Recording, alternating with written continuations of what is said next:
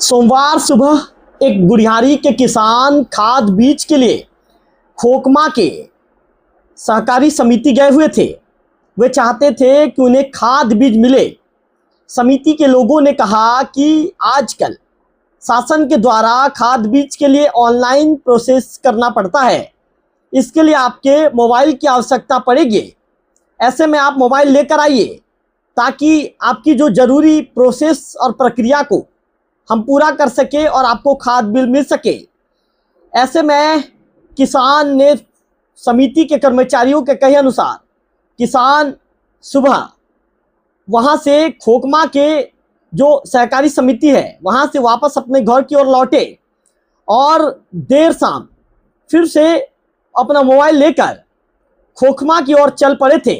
रास्ते में उनके साथ एक ऐसी घटना घट गई।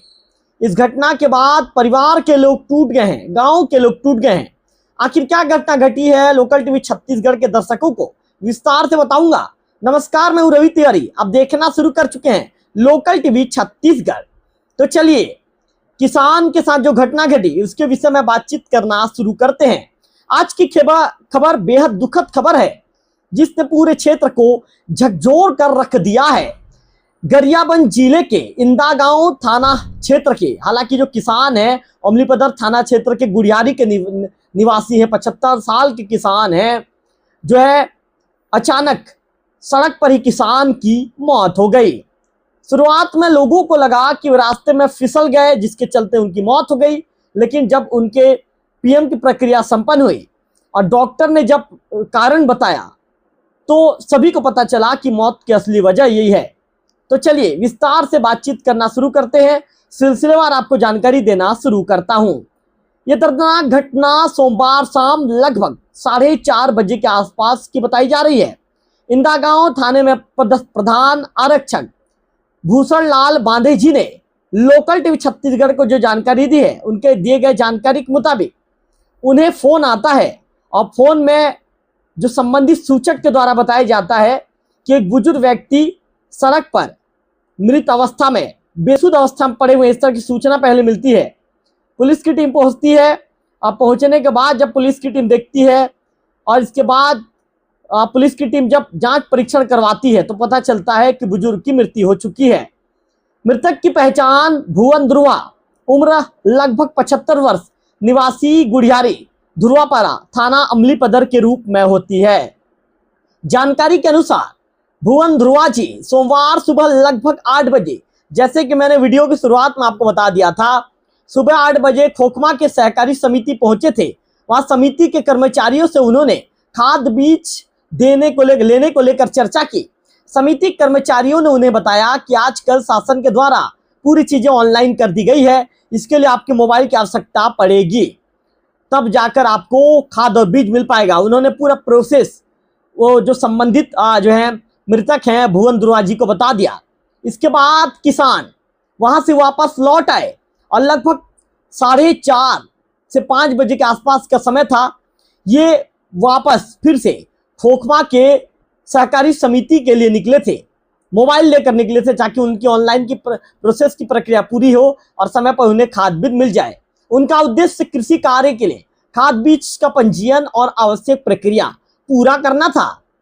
वे खोखमा के लिए अपने घर से निकल चुके थे और जैसे ही वे सागड़ा और फरसरा के बीच पहुंचे, चूंकि मौसम तो पहले से खराब था, ऐसे में उनके एक हाथ में साइकिल का डंडी था, साइकिल का हैंडल था और एक दूसरे हाथ में वे अपने आप को बारिश से बचाते हुए हाथ में वे साइकिल में छाता पकड़े हुए थे और दूसरे हाथ में ये साइकिल था। तो चूंकि रास्ता भी फिसलन था, बारिश लगातार हो रही थी, ऐसे में जब वे अचानक गिर पड़े तो आसपास मौजूद लोगों को पहले ये लगा कि जो बुजुर्ग है सड़क में फिसलन के कारण वे गिर गए होंगे।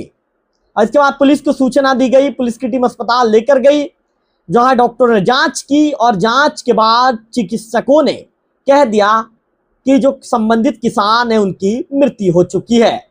इसके बाद पीएम की प्रक्रिया जब संपन्न हुई तो पीएम की प्रक्रिया संपन्न करने वाले डॉक्टर प्रकाश साहू जी ने बताया कि जो चिकित्सक हैं डॉक्टर प्रकाश साहू जी वर्तमान में देवों के जो बीएमओ है देवों सामुदायिक स्वास्थ्य केंद्र के, उन्होंने बताया कि भुवन ध्रुवा जी की मृत्यु बिजली गिरने यानी आकाशीय बिजली की चपेट में आने से हुई है। ये खबर सामने आने के बाद पूरे गांव में शोक की लहर दौड़ गई है। परिजनों का रो रो कर बुरा हाल है और गांव के लोग भी इस दुखद घटना से स्तब्ध हैं। ग्रामीणों के अनुसार भुवन ध्रुवा जी एक सरल, मेहनती और शांत स्वभाव के किसान थे। वे खेती किसानी के काम में हमेशा सक्रिय रहते थे और उसी सिलसिले में खाद बीज संबंधी कार्य पूरा करने के लिए ये निकले थे। किसी ने भी सोचा नहीं था कि खेती की तैयारी के लिए निकले भुवन ध्रुवा जी का ये सफर उनकी जिंदगी का आखिरी सफर बन जाएगा। बरसात के मौसम में लगातार आकाशीय बिजली गिरने की घटनाएं सामने आ रही है। विशेषज्ञों की सलाह है यदि तेज बारिश, गरज चमक या बिजली कड़कने लगे तो तुरंत जो है खुले मैदान, खेत, पेड़ों के नीचे या साइकिल या धातु की वस्तुओं के साथ खुले स्थान पर रुकने से बचना है और सुरक्षित स्थान पर तत्काल शरण लेना है। ऐसी परिस्थितियों में थोड़ी सी सावधानी भी जान बचा सकती है। इस दुखद घटना के बाद पूरे क्षेत्र में शोक का माहौल है। ग्रामीणों ने प्रशासन से अपील की है कि बरसात के मौसम में लोगों को आकाशीय बिजली से बचाव के प्रति लगातार जागरूक किया जाए। लोकल टीवी छत्तीसगढ़ भी आप लोगों को जागरूक करता है कि जब भी मौसम खराब होता है, यदि आपको अति आवश्यक कार्य नहीं है तो आपको अपने घर से बाहर नहीं निकलना है। घर में रहिए, सुरक्षित रहिए, सावधानी के साथ रहिए, क्योंकि आपका जीवन अनमोल है। इस अनमोल जीवन को बचाइए, अपने लिए बचाइए, अपने परिवार के लोगों के लिए बचाइए।